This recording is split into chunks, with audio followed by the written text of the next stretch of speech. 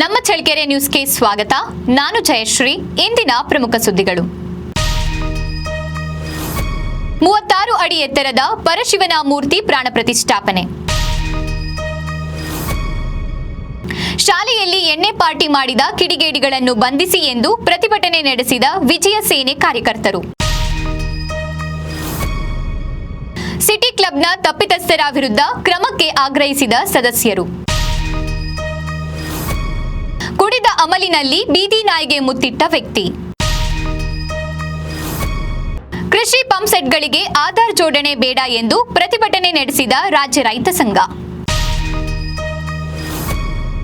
ಬಿಡಾಡಿ ದನಗಳನ್ನು ನಿಯಂತ್ರಿಸಿ ಸುಗಮ ಸಂಚಾರಕ್ಕೆ ಅವಕಾಶ ಕೊಡಿ ಎಂದ ಸಾರ್ವಜನಿಕರು. ವಿಷದ ಕಾಯಿ ತಿಂದು 6 ಮಕ್ಕಳು ಅಸ್ವಸ್ಥ.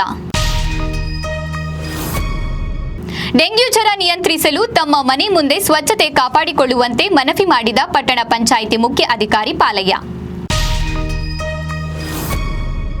ನಾಯಕನಹಟ್ಟಿ ಸಮೀಪದ ಮಲ್ಲೂರಹಳ್ಳಿ ಗ್ರಾಮದ ತಿರುಚಿ ಪ್ರೌಢಶಾಲೆಯಲ್ಲಿ ಸಾರ್ವತ್ರಿಕ ಚುನಾವಣೆ ಮಾದರಿಯಂತೆ ಶಾಲಾ ಸಂಸತ್ ಚುನಾವಣೆ ಪ್ರಕ್ರಿಯೆ ನಡೆಯಿತು.